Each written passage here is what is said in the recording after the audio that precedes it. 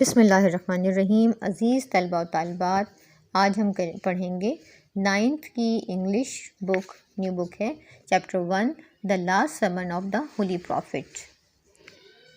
Chapter start کرتے ہیں۔ اور ہولی پروفٹ حضرت Muhammad the messenger of Allah, the last of the prophet, peace be upon him and upon his family and companion, was born in 571 AD at Mecca, Saudi Arabia, in a noble Quraysh family. ہمارے پیغمبر حضرت محمد مصطفیٰ صلی اللہ علیہ وآلہ وسلم اللہ کے رسول اور آخری نبی، آپ صلی اللہ علیہ وآلہ وسلم پر اور آپ صلی اللہ علیہ وآلہ وسلم کے خاندان اور اصحاب پر اللہ کی رحمت ہو۔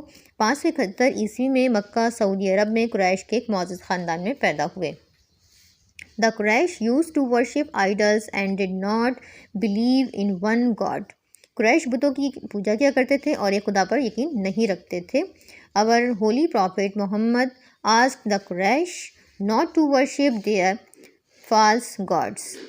قریش جو تھے وہ کیا کرتے تھے؟ بتوں کی پوجا کیا کرتے تھے اور ایک خدا پر یقین نہیں رکھتے تھے۔ He told them that he was the prophet of Allah and asked them to accept Islam and to worship the one and only true God. ہمارے جو پیارے نبی تھے محمد مصطفیٰ صلی اللہ علیہ وآلہ وسلم نے قریش کو ان کے جھوٹے خداؤں کی عبادت کرنے سے منع کیا۔ He told them that he was the prophet of Allah and asked them to accept Islam and to worship the one and only true God. اور انہیں کیا بتایا کہ آپ نے ہمارے پیارے نبی صلی اللہ علیہ وسلم نے بتایا کہ ان لوگوں کو بتایا کہ وہ اللہ تعالیٰ کے پیغمبر ہیں اور انہیں اسلام قبول کرنے اور واحد اور سچے خدا کی بات کرنے کو کہا۔ موسٹ آف دیم ریفیوزڈ، اب جو ان لوگوں میں سے کچھ اکثریت ایسی تھی جو اسلام کو قبول نہیں کرنا چاہ رہے تھے، وہ ریفیوز کر رہے تھے اسلام کو۔ They thought that he was against their gods and their ancestors, وہ آپ صلی اللہ علیہ وسلم کو اپنے خداؤں اور اپنے آباء و اجداد کا مخالف خیال کرتے تھے۔ دے opposite this new faith so much that the holy prophet had asked the believers to migrate to Yathrib, a city 320 kilometers 200 miles north of Makkah. انہوں نے اس نئے دین کی اتنی مخالفت کی کہ رسول اللہ صلی اللہ علیہ وآلہ وسلم کو مومنہ سے یثرب ہجرت کرنے کا کہنا پڑا، جو مکہ کے شمال میں 320 کلومیٹر اور 200 میل دور ایک شہر ہے۔ But with time, as many people started accepting his message and converting to Islam، پھر کیا ہوا کہ لیکن وقت کے ساتھ ساتھ جیسے جیسے زیادہ لوگ آپ صلی اللہ علیہ وسلم کی جو دعوت دے رہے تھے، دعوت کو تسلیم کرتے گئے اور اسلام قبول کرتے گئے، the Quraysh become more aggressive. اب یہاں پہ aggressive and started making attempt on his life. تو پھر کیا ہوا کہ لوگ وقت کے ساتھ ساتھ جو لوگ تھے وہ دعوت اسلام کو قبول کرتے گئے اور قریش سے زیادہ جارحانہ ہو گئے اور آپ صلی اللہ علیہ وسلم کی زندگی پر حملے شروع کر دیے۔ Hence when the holy prophet حضرت محمد صلی اللہ علیہ وآلہ وسلم، جب پیارے نبی حضرت محمد مصطفیٰ صلی اللہ علیہ وآلہ وسلم got positive signals from Yathrib, کو یثرب سے مثبت اشارے ملے تو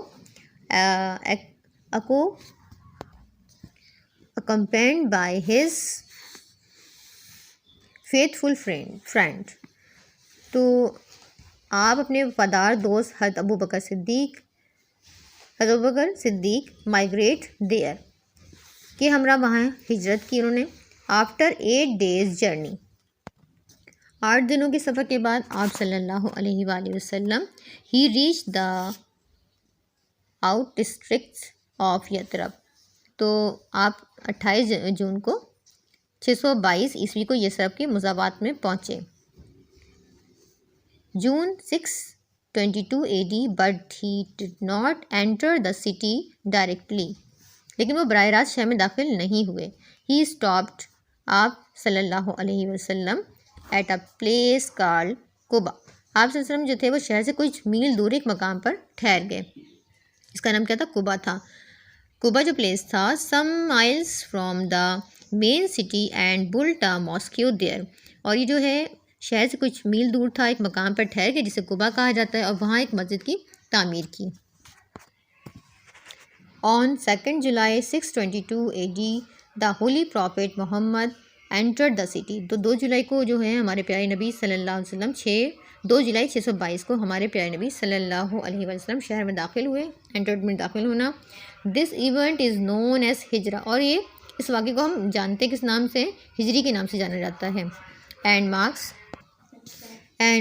the beginning of the Islamic calendar, اور اس واقعے کو ہجری کے نام سے جانا جاتا ہے، اور اسلام کا جو آغاز بھی اسی طرح سے ہوا، اس کیلنڈر کا آغاز ہوا. یترا was soan named مدینۃ un-Nabi, literally city of the prophet, اور جلد ہی یہ سب کا نام جو تھا وہ مدینۃ النبی، یعنی اس کے معنی ہے کہ نبی کا شہر جانے لگا. بٹ النبی was soon dropped and its name became Medina meaning the city. اس نبی صلی اللہ علیہ وسلم کا شہر پڑ گیا، مگر جلدی نبی کو ہٹا دیا گیا اور اس کے نام کو چینج کر کے مدینہ ہو گیا، جس کا مطلب ہے شہر. At the time of arrival of the holy prophet Muhammad صلی اللہ علیہ وآلہ وسلم ان مدینہ میں پیارے نبی جو تھے حضرت محمد مصطفیٰ صلی اللہ علیہ وآلہ وسلم کی آمد کا وقت ہوا یا تشریف لائے وہ. The city had 4 broad groups of people. تو اس وقت شہر میں لوگوں کے 4 بڑے گروہ تھے، یعنی گروپ بن گئے تھے وہاں پہ. There were the Muslims including, اور اس میں مسلمان بھی شامل تھے، جن میں جو تھے وہ مسلمان شامل تھے. اور who were from Medina and those who had emigrated from مکہ. مدینہ کے جو مقامی لوگ تھے جو وہاں کے رہنے والے تھے، اور وہ جو مکہ سے ہجرت کر کے آئے تھے. Then there were the hypocrites that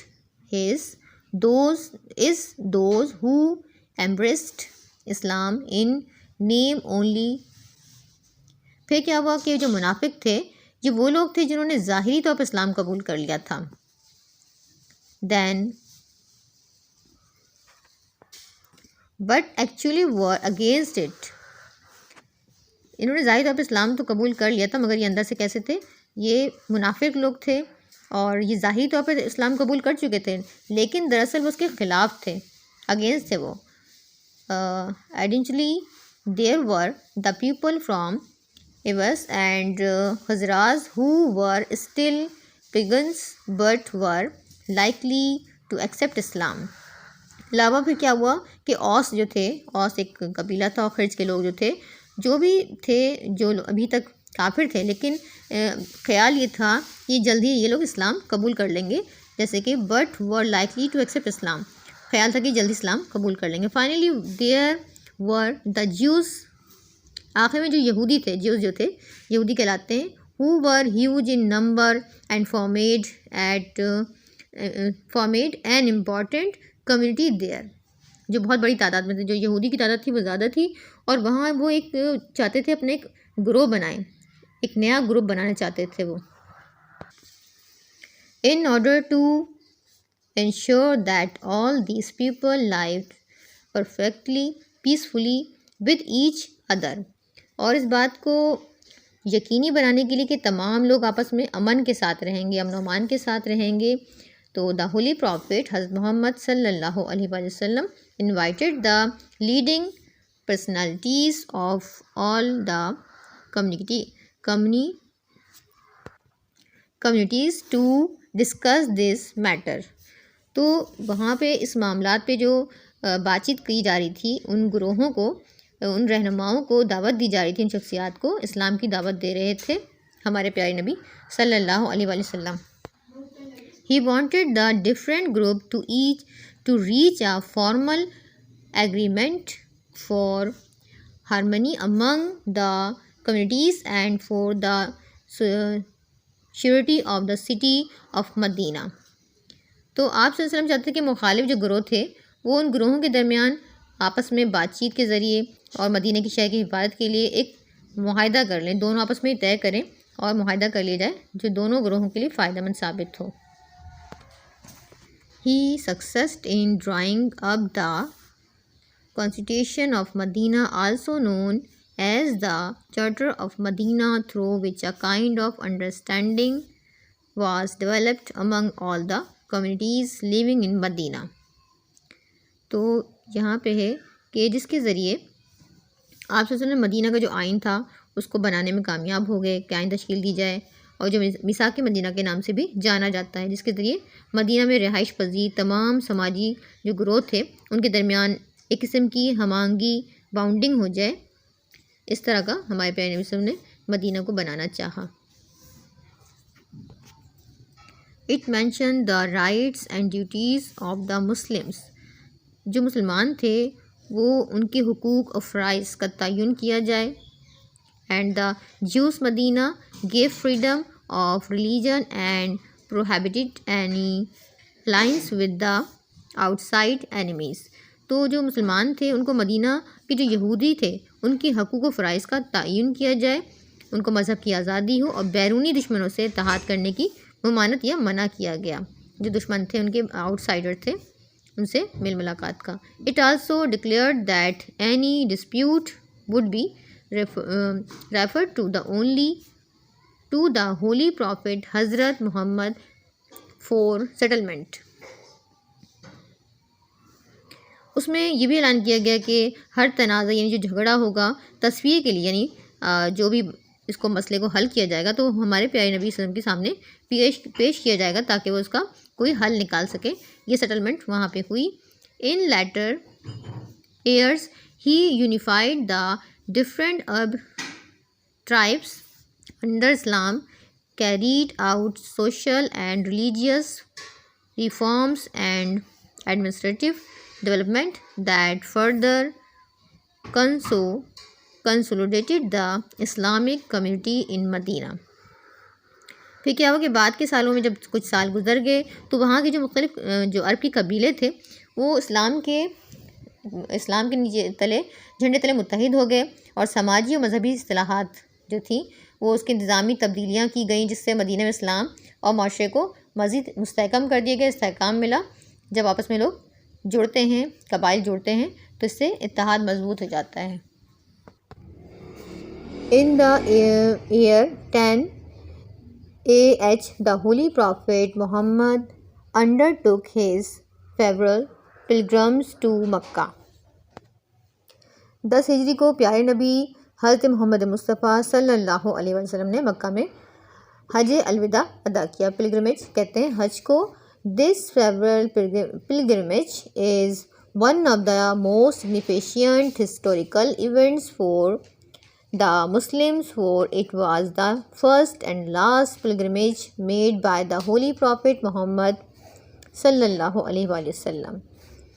یہ جو حج تھا الوداع مسلمانوں کے لیے ایک اہم تاریخی واقعات میں سے ہے، کیونکہ یہ پیارے نبی حضرت محمد مصطفیٰ صلی اللہ علیہ وسلم کا پہلا اور آخری حج تھا، as well as soon occasion when he taught Muslim how to perform Hajj۔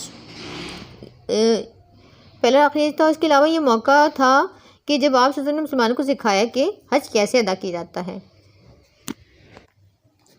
Moreover it was during this Hajj، اس کے علاوہ جو اس حج کے دوران that he delivered his last sermon in the Urna Valley ایک جگہ ہے of Mount Arafat on the 9th Dhul Hajj 10 AH 6th March 632 AD۔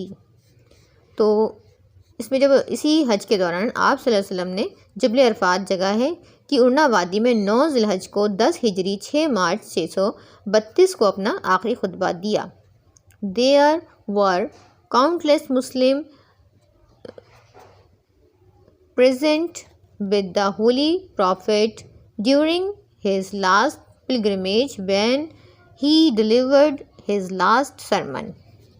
اپنے آخری حج کے دوران جب آپ صلی اللہ علیہ وسلم نے اپنا آخری خطبہ دے رہے تھے تو آپ صلی اللہ علیہ وسلم کے ساتھ لاتعداد مسلمان موجود تھے، کاؤنٹلیس مسلمس، یعنی کہ ہم ان کو کاؤنٹ نہیں کر سکتے تھے، بے شمار مسلمان تھے اس آخری حج کے موقع پر۔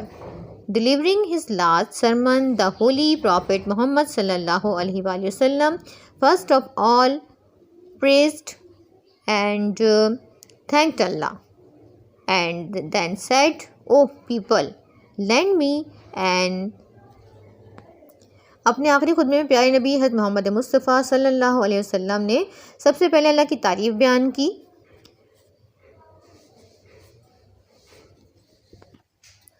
Attentive ear, for I know not whether after this year I shall ever the amongst you again.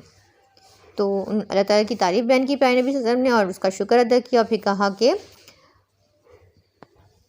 therefore listen to what I am saying to you very carefully. اور پھر لوگوں سے کہا, وہاں جو موجود لوگ تھے, میری بات غور سے سنو کیونکہ میں یہ نہیں جانتا کہ اس سال کے بعد میں دوبارہ تمہارے درمیان موجود ہوں گا یا نہیں. And take these words to those who could not be present here today.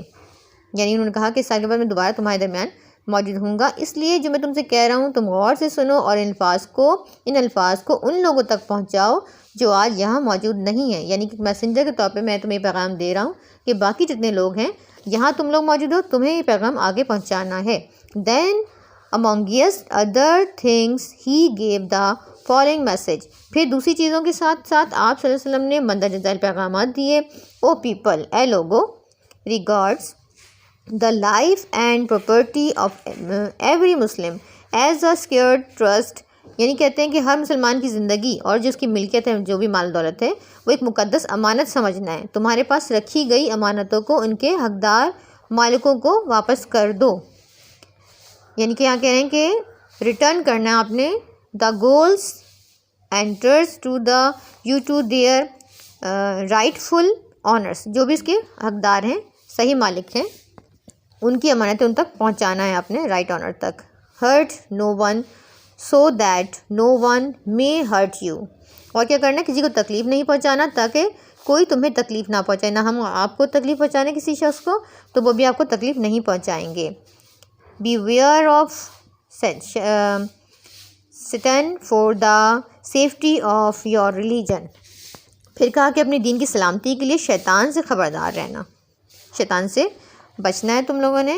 he has lost all hopes. وہ مایوس ہو چکا ہے, یہ شیطان ہے وہ آپ سے مایوس ہو چکا ہے. that he will ever be able to lead you astray in big things, so beware of following him in small things. وہ کہہ رہے ہیں شیطان تو تم لوگوں سے مایوس ہو چکا ہے, وہ کبھی بھی تم کو بڑے معاملات میں گمراہ کر سکے گا مگر چھوٹے معاملات میں اس کی پیروی کرنے سے بچنا ہے. شیطان جو ہے وہ کیا کر رہا ہے, وہ مایوس ہو چکا ہے, وہ ہمارے عمل کو دیکھے گا کہ ہم کیسے وہ گمراہ کر سکے.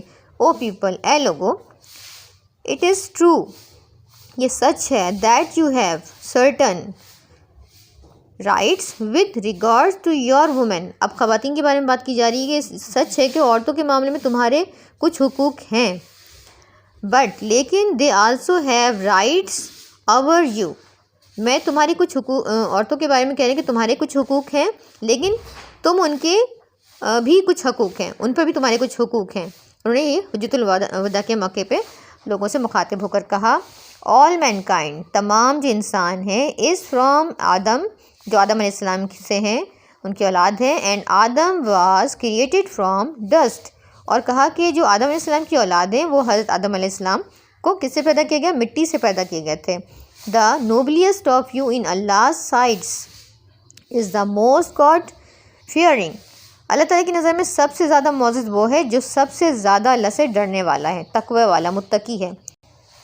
An herb has no superiority over a known herb, nor does a known herb have any superiority over an herb. A white has no superiority over a black, nor does a black have any superiority over a white.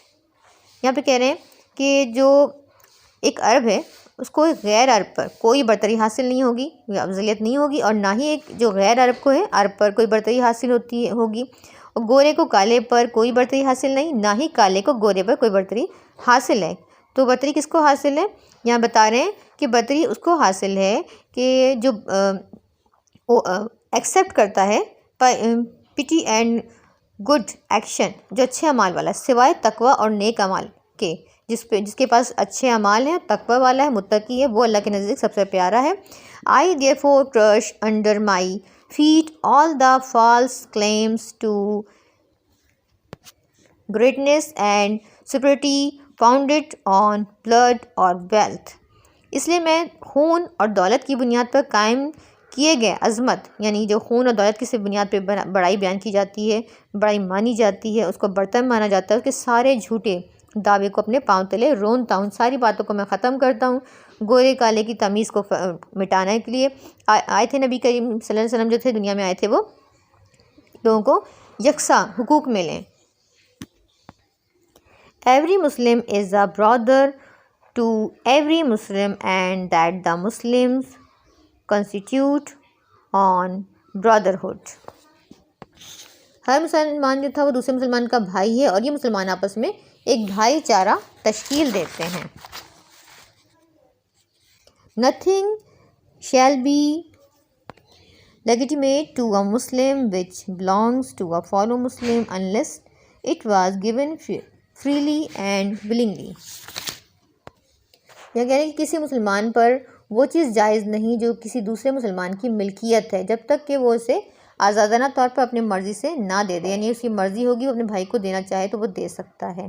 The Holy Prophet Muhammad صلی اللہ علیہ وسلم completed his last sermon by saying پیارے نبی محمد صلی اللہ علیہ وسلم نے اپنا جو آخری خطبہ تھا اس میں کہتے ہیں، خطبہ یہ کہتے ہیں مکمل کر دیا تھا، لاسٹ سرمن تھا ان کا. Be my witness, O God, that I have conveyed your message to you people. تو یہاں پہ کہہ رہے ہیں کہ اے اللہ میرا تو گواہ رہنا، میں نے جو تیرا پیغام تھا، جو اللہ کا پیغام تھا، وہ تیرے بندوں تک پہنچا دیا ہے. اب لوگوں کا کیا کام ہے کہ وہ آگے تک جو نبی کا جو پیغام تھا وہ لوگوں تک منتقل کرنا، ایک شخص سے دوسرے شخص تک منتقل کرنا تھا. یہ تھا آخری حجت الخطبہ جو تھا نبی کا تھا. The message conveyed in this sermon are for all times. اور یہ جو خطبہ تھا جس کے پیغامات دیے گئے تھے تمام زمانوں کے لیے، یہ نہیں کہ وہ اسی ٹائم کے لیے تو ختم ہو گئی، آگے کے زمانوں کے لیے بھی تھا. اگر مسلم فالو اس کو فالو نہیں کرتے، دس میسیج ان میسیجز کو، اگر یہ مسلمان یہ پیغامات تھے اس پہ عمل نہیں کرتے، اس کی پیروی نہیں کرتے، the result will be a fair and equitable society in which there will be honesty and justice and meritocracy will be the guiding principle. تو یہ کہہ رہے ہیں کہ جو مسلمان پیارے نبی صلی اللہ علیہ وسلم کا جو خطبہ تھا اس پہ عمل پیرا نہیں ہوتے تو اس کا نتیجہ کیا نکلے گا کہ ایک منصفانہ یہ ایک اسلامی جو مملکت ہے وہ قائم نہیں ہو سکے گی، مساوی معاشرہ قائم نہیں ہوتا جس میں جو ایمانداری ہے، عدل ہے اور اس کی جو اختیارات ہیں وہ جو لوگ ہیں اس کے اہل ہیں اس کے پاس ہونا، اس کے رہنما یا اچھے اصولوں میں سے ایک اصول ہے، اس پہ عمل پیرا ہونا پڑے گا، تب جا کے ایک اچھا ایک مسلم کنٹری جو ہے وہ ڈیولپ ہوگا. تو یہ ہمارا چیپٹر کمپلیٹ ہو گیا ہے. آپ کو اس کی ریڈنگ سمجھ میں آئی ہو تو مجھے کامنٹ سیکشن میں ضرور بتائیے گا تاکہ پھر اس کے ہم ایکسرسائز وغیرہ کریں گے.